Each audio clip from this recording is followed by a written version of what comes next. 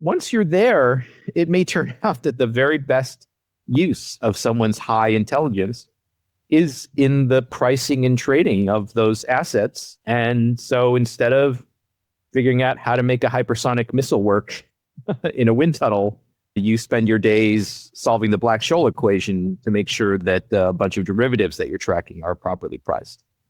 It's very tough to avoid that. I mean, the people who want money, it just happens with computers and financialization and quantification of the data that's used in trading.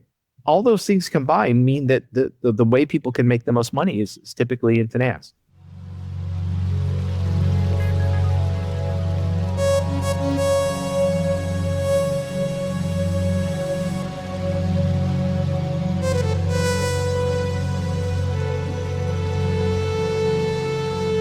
Hello and welcome to a brand new episode of Seeking Truth from Facts. Today I am very glad to be joined once again by a good friend of the show, Steve Hsu. How are you doing, Steve? I'm great, Alf. How are you? Not bad at all, thank you. So just to kick off, since we last spoke, there have been some considerable developments out of China in particular. In January, the Chinese AI firm DeepSeek unveiled its first model, which was more efficient and developed at a fraction of the cost of OpenAI's ChatGPT. What is your assessment of how this moment will be viewed within the wider US-China tech war? Well, I think as has been widely reported, it was a bit of a shock to people on the Western side who follow AI. I think there was a perception that the Chinese AI labs were significantly behind the leading Western labs. I think people who were following what was going on in China didn't necessarily believe that. And also, for people who are closely following the field, DeepSeek is very good about publishing its research results. So there were already several papers, for example, describing DeepSeek 2.5, which came out maybe 6 months before the quote DeepSeek moment in January. And so people who read those papers realized that this lab was quite impressive. And there wasn't really that much of a gap between what they could do and what the best US labs could do. I would also just add that if you follow Chinese AI at a more superficial level, you might know that there were something like 5 or 6, quote, national champions that the government sort of officially listed as the main, AI champions for China. And those were AI labs that usually attached to either very prominent startups or big internet companies that have deep pockets, sort of the analog of, Microsoft or Google or Facebook. And those companies also in the last few months have released models which are more or less at par with the leading Western models. If there is a gap, it's probably relatively small. It could be something like 6 months or less. And it's not just DeepSeek that has closed the gap. There are lots of models from Chinese companies that are high quality. Yeah. That seems very accurate. And it seems to me that the DeepSeek announcement in January was, as it's been described by many observers, something of a Sputnik moment, in that it took both tech and foreign policy establishment in the US somewhat by surprise, apart from those, as you say, who were following the Chinese sphere a bit more intensely. And I mean, furthermore, on the point of DeepSeek, to what extent do you think that its story of a company whose founders include former traders represents somewhat of a vindication of the Chinese government's often criticized attempt to redirect human capital from finance into other fields, especially STEM fields? Or is this a misreading of the situation? And if so, to what extent do you think that Western countries which suffer brain drain of STEM graduates into finance may learn from China's approach? Yeah, so a little background for your listeners. So the company, the parent company of DeepSeek, which was called High Flyer Capital, that is a quant trading fund that reportedly was quite successful.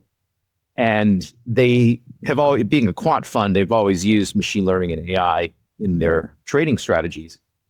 And the founder, Liang Wenfeng, created DeepSeek as a kind of subsidiary with the goal of doing AGI research. And this subsidiary, really was not well known. As I said, it wasn't regarded by the Chinese government as one of their main labs or national champions. And so it was just kind of a thing that this group of quants and additional researchers that they later hired, it's just a thing that they were doing. And they really were committed to the goal of pursuing AGI and also of sharing open source models with the rest of the world.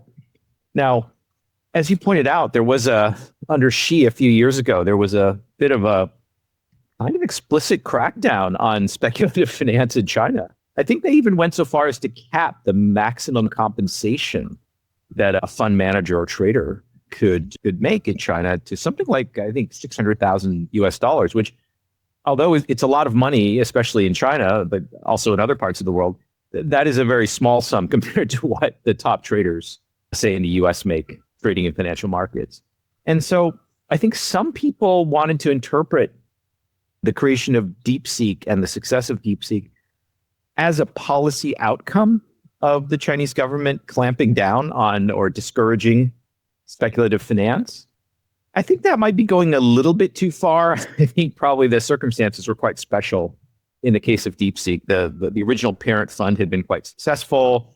Liang Wanfeng is a very special guy, very idealistic guy, and a guy who happens to have extremely strong technical and scientific capabilities. So I think they might have gone the same way, regardless of what the government stance had been on speculative trading. Now, the larger question that you ask, what would happen in the US if we discouraged our brightest young people from going into quant finance and sort of encouraged them to go into what I would consider more non-zero sum, positive sum activities like engineering, fundamental science research, AI research, et cetera.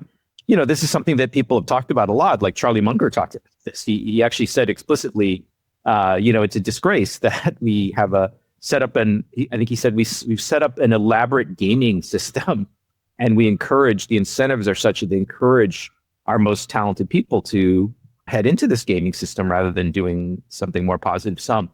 So I think that has definitely happened in the United States. And in my career as a physicist, I finished my PhD in the early 90s. And for most people with my background, it's quite a competitive field, theoretical physics. And so it's the minority of people, even if you consider people who got PhDs at a top program, it's the minority that would get permanent jobs that would allow them to really do physics research the rest of their lives. Most of the people, even with a PhD from a top school, have to leave the field, mostly against their will. And most of them during my lifetime went into quant finance. And the second place destination was probably Silicon Valley. And so a lot of our top brain power, which in the past would have gone into, during the Cold War, would have gone into defense research, instead of going into defense research or to Silicon Valley, is trading derivatives or designing algorithms for high frequency trading. And yeah, it probably would be better for the United States if that did not occur. Of course, you always want to be careful about interfering with the markets, right? So it's the market for human capital and the amount of compensation that people make that sort of determines where they go. Okay, and do you think there are any policy avenues that the US or similar Western countries could go down to encourage a redirection of, or at least a partial redirection of human capital, given how heavily weighted it is towards finance? Obviously, it probably couldn't be to the extent that it happened in China. But is there anything specific that you think could be done?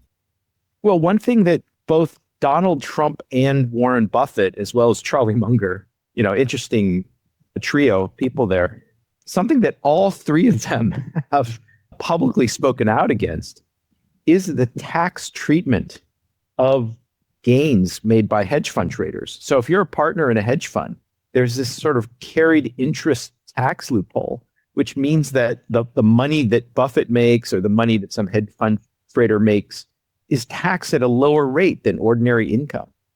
So in the US system, you actually have an incentive which works in the opposite direction, that financial activities actually are treated, certain financial activities are treated more favorably by the tax code than just someone, working a day job for Microsoft or for Los Alamos National Lab or something. So it's kind of strange. You could close that loophole. I think Trump in his first campaign in 2016 actually campaigned on getting rid of that loophole. Of course, he didn't do it because so much of his money comes from people who benefit from that loophole. So I think around the margins, you could change things.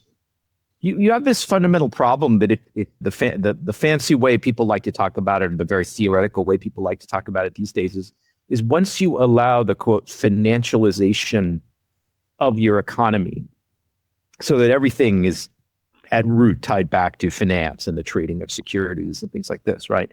Whether you're doing a startup or you run a public company, all of these things are just securities at base, right? The things that are valuable, the stock options and all this stuff, everything is financialized.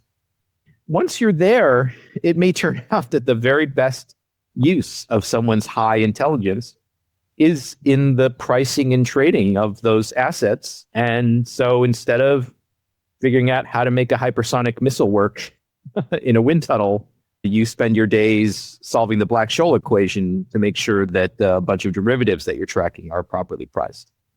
It's very tough to avoid that. I mean, the people who want money, it just happens with computers and financialization and quantification of the data that's used in trading. All those things combined mean that the way people can make the most money is typically in finance. It's quite interesting, especially what you said about the fact that there are government incentives, such as the loophole that you mentioned, towards moving those people into finance. And there's somewhat similar phenomenon in the UK when Margaret Thatcher was in office in the 1980s. Obviously, she's very much remembered for taking a deregulationist approach to the economy. However, her deregulations were not universally, but very heavily focused towards finance. So that really indicates that there was a government that wanted to push finance as a sector. And remaining on the issue of China, but moving on to the broader question of how human capital is utilized in China, there has been a debate among some as to whether China's approach of distributing many top Gaokao graduates to the more peripheral regions of the country so that they may compete to prove themselves worthy of promotion within the party is an efficient use of human capital. Some claim that it allows for the maximum meritocratic selection of officials at all levels of government, while others claim that it is an excessive government intervention in the allocation of human capital, which misdirects human capital from the more productive private sector into the public sector. What's your view on this debate? Yeah, so there's a couple different factors here. So number one, if you have a system where you are attracting some of the most talented college graduates into government, which, for example, Singapore does, as well as China. If, conditional on that being your system, right? The alternative system would be like the US system where civil servants are poorly paid, are not that highly respected in the general population, and certainly don't attract the most talented graduates. I'm not saying civil servants are untalented. It's just they don't typically attract the most talented people from the pool of graduates. But conditional on your having a program like that where you're committed to deploying some of the most talented people within government, then the question becomes, do you want to put them in places where the economy is already very highly developed? Maybe they will have the best impact in places like Beijing and Shanghai and Shenzhen, where things are already super highly developed? Or is it better to rotate them through the hinterland, the regions that still need more development and, maybe have over the long term potential for further development and catching up with the coastal areas? But at the moment, there isn't that much going on. That are a little bit sleepy and backwards. And so whether that's a good idea or not, I don't have a really strong opinion. I can understand why you'd want to do that. I think it's good for someone who's eventually going to lead the country to have rotated through the hinterlands and have an understanding of it, like Xi himself. I also think that there's an older reason for this, which is to prevent corruption. So I think there's this very old system, which goes back to imperial times, that the emperor would deliberately allocate civil servants to regions which were not their original home, so that they would be going to a new place. There wouldn't already be like a sort of family or, other nepotistic networks existing that, that official would be ensnared in. They're being sent to some completely different place where they never spent any time. They have no relatives, et cetera. And I think there's something to be said for that, just to keep the officials, honest and limit some of the temptations for nepotism and corruption. And I mean, on your point about the effort to prevent corruption, I mean, to what extent would you describe China's system of promotion within the party as a truly meritocratic one? Or would you say that, as some have alleged, Chinese political meritocracy exists more in theory than in practice? I think this is a hotly debated topic, and especially among actual Chinese people, right? Because two things can be true at the same time. Actually, maybe even three things can be true at the same time. So number one, they definitely have the trappings of a meritocratic system. So there's a specific party office that actually evaluates the performance of these government officials. And they do have the trappings of a meritocracy. They're trying to measure quantitative things that were accomplished by a particular official. And that apparently all goes into their file or something. So these has the trappings of meritocracy. It could also be true that there's a sincere effort. And by that, I mean both the leader, the top people want the processes below them to be meritocratic. And there's even a longstanding shared cultural value, like going back to Confucius, that government officials should be upright and extremely bright and hardworking and, among the most able people in the population. So I think that's actually true in China. But in addition to those two things, a third thing could be true, which is that the system is far from perfect. And so therefore, there is still a lot of corruption, right? All three of those things could be true at the same time. And I think they are all true. So if you talk to like an average Chinese businessman or something or whoever, they'll be able to point to many, many circumstances where, one of their relatives was asked to pay a bribe, or this particular government official, he and his entire family got really wealthy while he was in power. All those things for sure happened. But I think it's also true that, at least at times, the party there has really tried to make things meritocratic. So it's always this thing where like they want to do something and maybe they do succeed to some degree, but you're always going to be able to find counterexamples.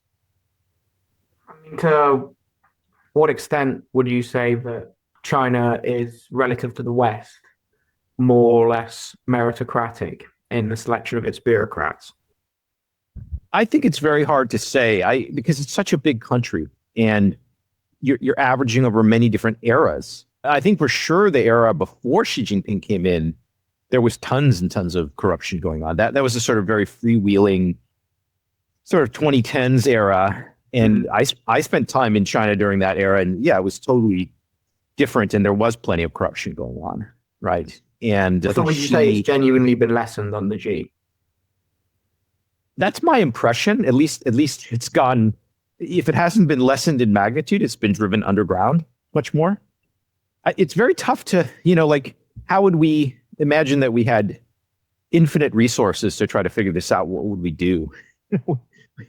We'd probably have to commission like large scale surveys and academic studies and even hire like private detective agencies or investigative journalists to track down like the net worth, of families associated with high officials and then plot that over time, right? I mean, it's incredibly hard to figure that out. I don't even really know how much, well, I don't want to talk about the West right now, but we don't even quite know exactly how much of that goes on in the West.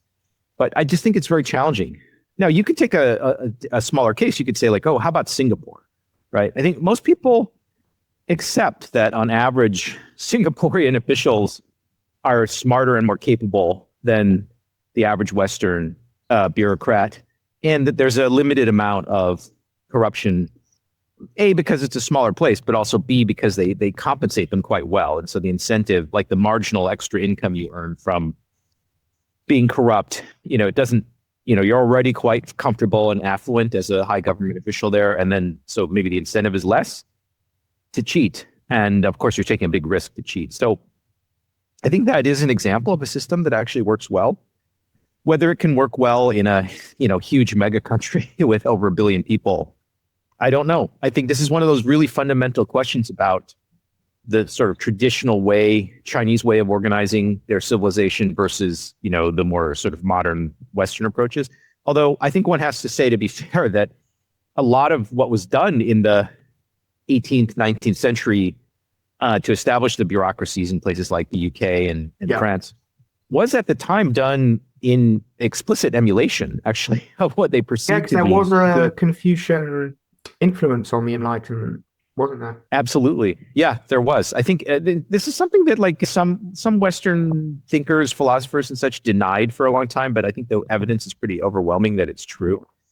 There was a time, say around the time, I'll give you a specific example that I came up with, not that I'm an actual historian, but I was curious about this, so I was digging around. Around the time of George Washington, the establishment of the United States of America, at that time, the Chinese economy was still enormous, and there wasn't really much of a technology gap between the East and West. In fact, maybe the Chinese were even ahead at that point. And so, for example, there was a huge trade between North America and China where unfinished goods like fur pelts were sent to China. And the whole fur trade was basically going to China. And in return, they would send fur and silver and other raw materials, and they would get back porcelain, which couldn't be made in the West, some other fine, silks, things like this, other finely produced goods that the Chinese had, but other people didn't have. And at that time, if you read the accounts of the ship's captains from the UK, from Britain or the United States or other countries who went to China to ply this trade. So not just Marco Polo from centuries before that, but this was already sort of late 18th century. The accounts that those sea captains wrote about what they saw in Canton or other places in China often said China is much more advanced than the rest of the world. The legal system, the system of justice is extremely good. The officials are extremely upright and meritocratic, and et cetera, et cetera. So all these things that, we would like to have in an ideal government, at least the Europeans, now maybe they were mistaken. Maybe they only had a superficial understanding of how things were really working in China, but they did spend time there and write books about it. So they had this very positive view as recently as, a couple hundred years ago, maybe 250 years ago, very positive view of China. And that did influence the Enlightenment in the West. And things like civil service exams and even entrance exams to Cambridge and Oxford were actually deliberately copied from the Chinese system. And that's very clear historically. That's fascinating because I'm aware that specifically people like Voltaire, Leibniz, Wolff, people like that, they were very interested in Confucius and Confucian philosophy. So for example, Leibniz was a genius and was very, people like he and Voltaire were very interested in China. But as far as I know, Leibniz never went to China. Whereas these are the memoirs of real sea captains who went to China, traded with Chinese merchants, spent time there, were invited to banquets and other kinds of meetings with real Chinese people and government officials. And they wrote memoirs about this that were quite popular at the time. There were books that sold widely at the time. They're just forgotten now by the moderns. And I'm pretty sure that Leibniz and Voltaire's views on China and everything were often quite heavily influenced in the European world by accounts from Jesuit missionaries who had returned from. Yes, exactly. So from that earlier era, which involved, Marco Polo and Jesuits, there was a lot of information flowing back to Europe from China. But there are other sources that extend even later, like even more recently in the past. And those generally people are not aware of, I think. Moving on to the issue of US strategy, what impact, if any at all, do you think that President Trump's heightened tariffs will have on China? And you can tell I wrote this question before Liberation Day because I just specifically referred to China. Many are predicting that they'll have relatively minor impact on the Chinese economy, such as the tariffs of the first trade war in the 2010s. Do you agree with that assessment? And if so, could you maybe delve into some of the reasons why China is so economically resilient to Trump's trade wars? Yeah. So, just judging by what's in the news media and on YouTube and in the newspapers, everybody in the world is talking about Trump's tariffs this weekend as we have this conversation. We're having this conversation on a Sunday. The markets were down, the S&P was down like 10% on the tariff news last week. And then the question is it near the bottom, or are we going to see more? Are we going to see a really bloody opening on Monday in a while?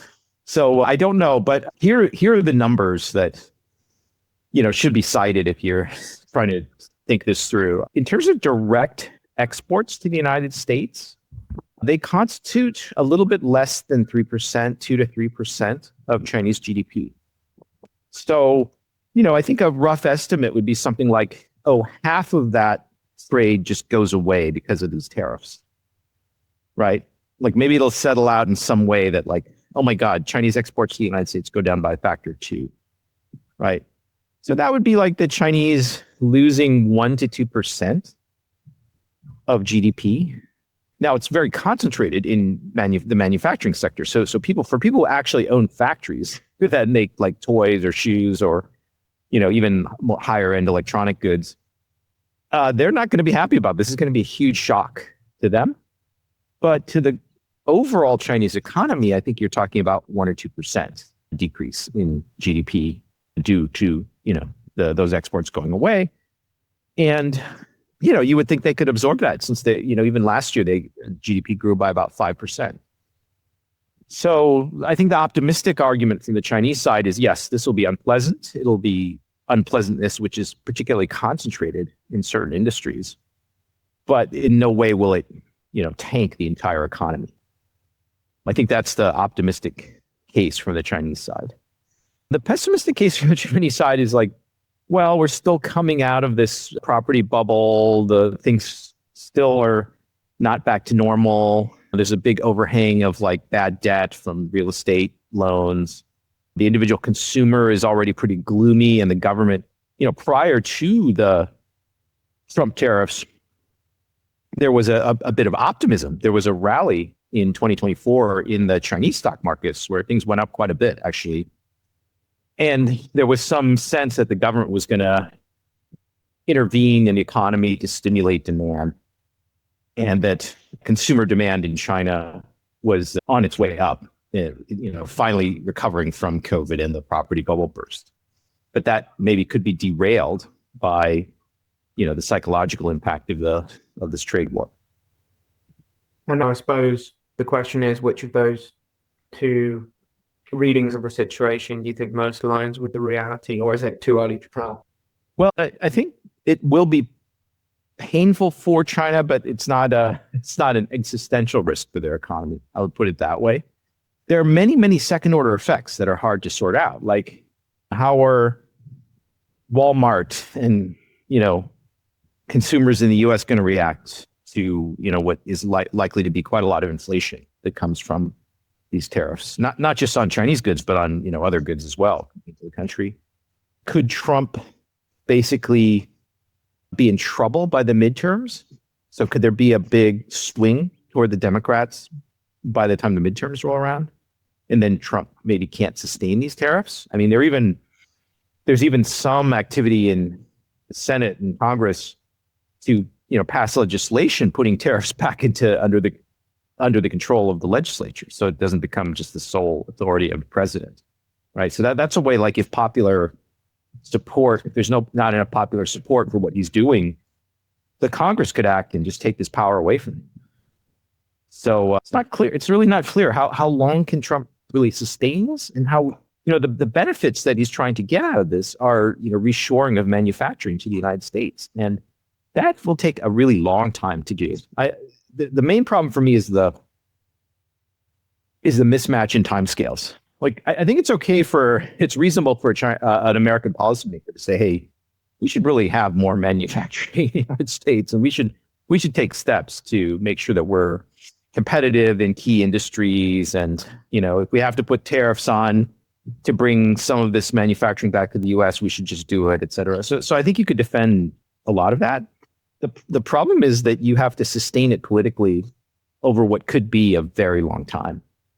And just not clear there. The infrastructure and the human capital is here for a rejuvenation of U.S. manufacturing. It just could take a long time. And similarly on the issue of the Trump tariffs, we, on this podcast, you and I have discussed the issue of the East Asian-led development model. And with this rise in tariffs, some have said that model is now dead. What do you make of that assessment? Yeah, that's a good question. So, if you're South Korea or Japan and you're used to running big trade surpluses, although I think actually Japan might not be running trade surpluses anymore. I'm not sure. We should look into that. I think that might no longer be the case.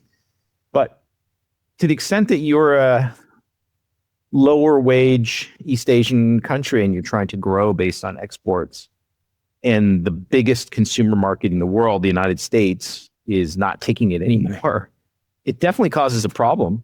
I haven't run the numbers to see really what this would do to these East Asian economies. If, for example, the amount that they can export to the US drops by a factor 2 or something, and they have to rely on the rest of the world for demand, what does it really do? I just really think most economists, that we don't really have sophisticated enough models to really figure out how this is all going to play out. It's just way too complex.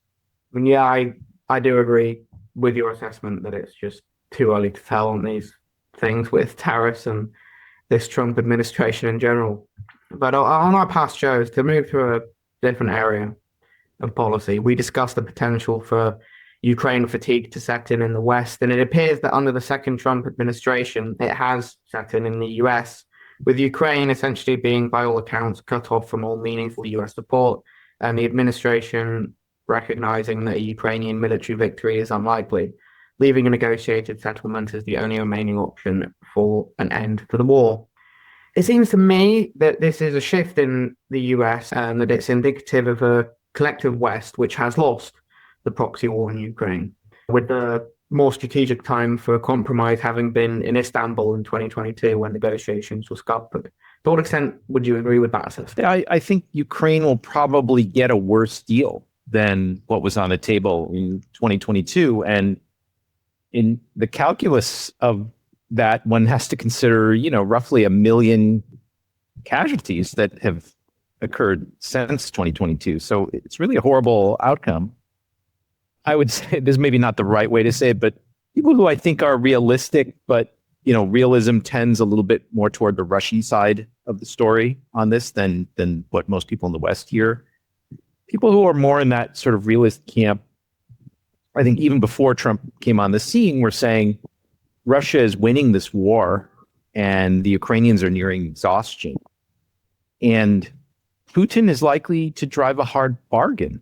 And so the Trump people who came in, it's clear they wanted to do a deal. They wanted to just pivot away from this whole conflict. They wanted to perform a reverse Nixon or reverse Kissinger, or at least normalize relations with Russia.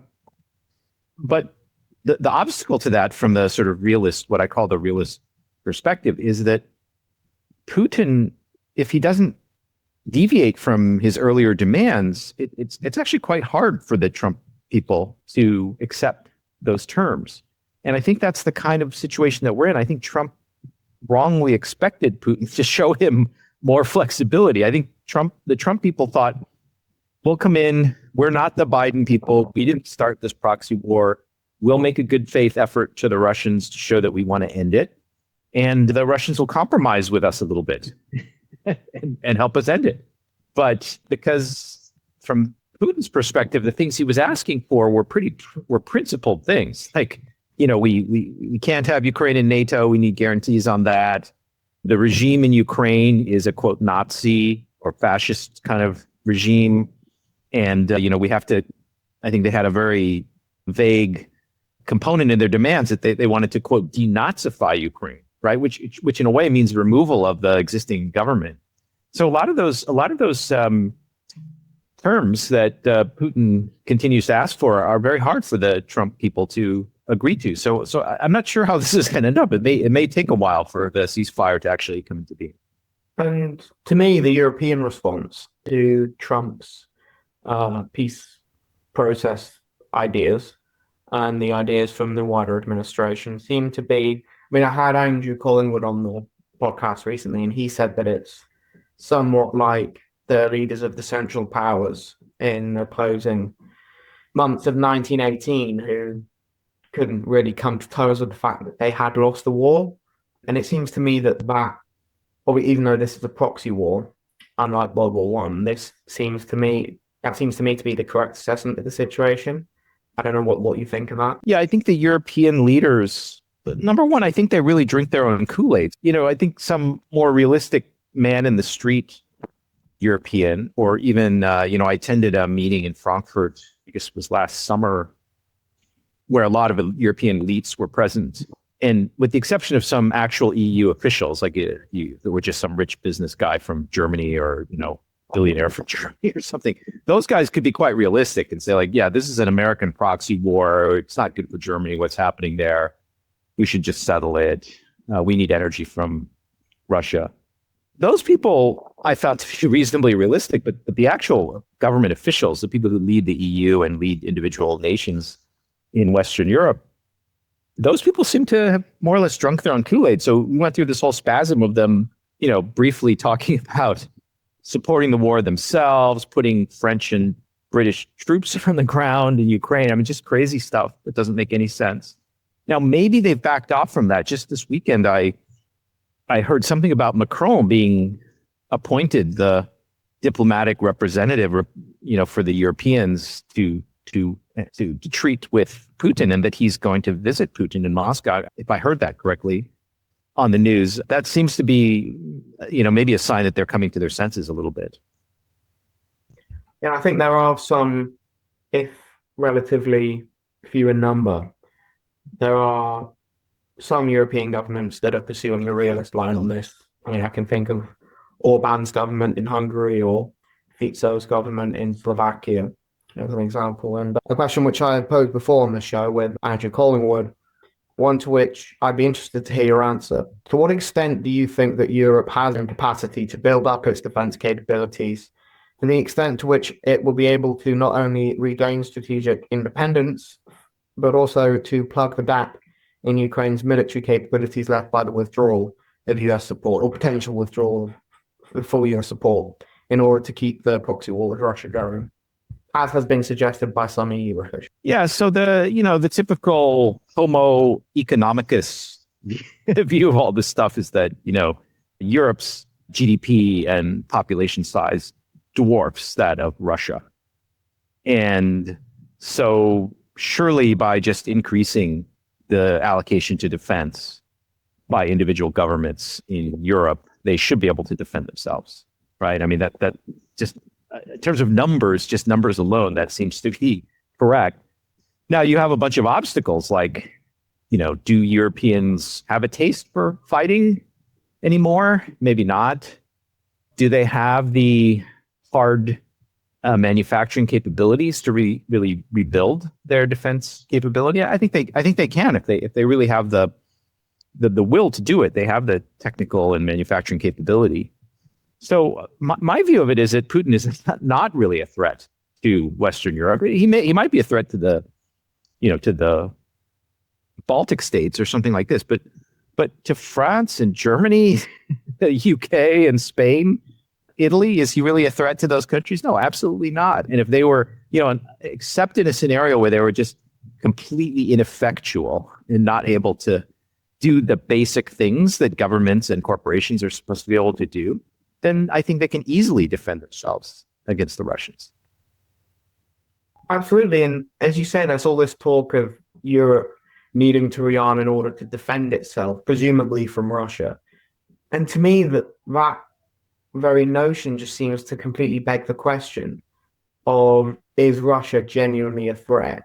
I mean, as you say, with the potential exclusion of the Baltic countries to anyone in Europe, to me, it just doesn't seem that they are. I mean, what are the chances of Russia successfully marching into Finland or Poland? To me, it's zero. Yeah. I mean, especially not Poland. I mean, the Poles will really fight them, right? Yeah. And it'll be a lot like Ukraine, probably. So not an easy Finland, not an I easy. doubt they want to run a repeat of the Winter War. Yes. I mean, so let me just to be completely balanced. I was talking to someone, another physicist, theoretical physicist I know, who actually does a bunch of work for U.S. defense. He consults for the national labs and Defense Department on security issues. And his perspective, though, was that what the Russians will do, imagine that sort of NATO goes away or the U.S., it's clear that even if the U.S. remains in NATO, that, we don't have that much commitment to it. Then he said that countries like, he used Sweden as an example, they would immediately be subject to certain kinds of blackmail from the Russians. So if they were negotiating some agreement or, some disputed island or, something, that the Russians wanted, the Russians would go to the Swedes and just threaten them and just say, you don't want to mess with us. And look at all these nuclear weapons we have. And, we have submarines going up and down your coastline 24/7. Why don't you just give us what we want? And he claimed that these things do go on. So the Europeans do have a reason to want to feel more secure vis-a-vis the Russians. And until now, that has been mainly by relying on the U.S. presence. So if the U.S. decreases its commitment to European security, there will be a vacuum to be filled. It's not completely crazy that the Europeans are worried about the Russians on the margins. But Russian armies rolling into Berlin, no, I don't think that's in the as long as the Europeans don't do really stupid stuff, right? I mean, if the U.S. pulls out and then they just react properly by increasing their defense spending, revitalizing their defense industries, just basic stuff, then I don't see any fundamental reason why they can't defend themselves against an actual invasion by the Russians. Again, lastly, to round off our brilliant discussion, which I very much enjoyed, it's growing increasingly clear that the US, or at least the present administration, is no longer really interested in playing an active role in Europe as Europe's security guarantor. What do you think is the possibility of Europe reevaluating its seemingly ideologically motivated, and I can't really see any practical reason for a belligerent and hawkish stance towards China? It's a very interesting question, and this question was also opened by the tariff actions by Trump. Is there space for Europe and China to develop somewhat warmer relationships? I think that the idea that the Chinese are going to come and take over Europe is even more far-fetched than that the Russians would do. It's quite far away, and the Chinese have not really focused on projection, military power. What are they going to do? Send their ships to the Suez? Yeah, exactly. So I think most of Europe's fear of China, number one, there's a legitimate fear of their industries being hollowed out through trade. So there'll always be some tension there. And that tension actually will be increasing because, for example, Germany is heavily reliant on the auto industry, and the auto industry is in real trouble due to Chinese competition. To expand on that a little bit, I mean, these German companies in the past have made huge, sometimes over 50% of their total profits came from selling cars in China. And that market now, they're no longer competitive. They're being outcompeted by domestic companies. And even worse for them, the domestic companies like BYD in China are getting ready to export huge numbers of cars to Europe. So there'll always be those tensions between Europe and China, but for it to reach this kind of fever pitch that, under Washington's direction, you have like people like, the van der Leyen and others just insulting China, directly insulting China, while in China, things. Tariffs from the EU, she was saying that if we can't defeat Russia, how we can defeat China? Right, exactly. I think these people are just very dim-witted, but there's no reason to have that, right? They could just have a trading relationship with China, not a completely open free trade relationship, because obviously there are domestic reasons to protect certain industries, et cetera, et cetera. But it could be more collaborative than it is now. And in particular, like I think this is happening in Spain, countries that want to cooperate with China can get some tech transfer out of it, so that Spain could end up with its own battery manufacturing and maybe solar panel manufacturing. Spain has because of its climate, could become like this huge solar farm for the rest of Europe. And so I think there are things like that could move forward. If the U.S. alienates Europe too much, that sort of thing could happen. I think the Chinese are hoping that that's what happens. It's a little bit hard to know how it will play out. And on that note, I think we'll round off this discussion. It's been very enjoyable, very informative, and I'm sure our listeners will feel the same. Thank you so much for coming on once again, Steve, and I hope to have you back on the show. Yes, always a pleasure. Happy to come back.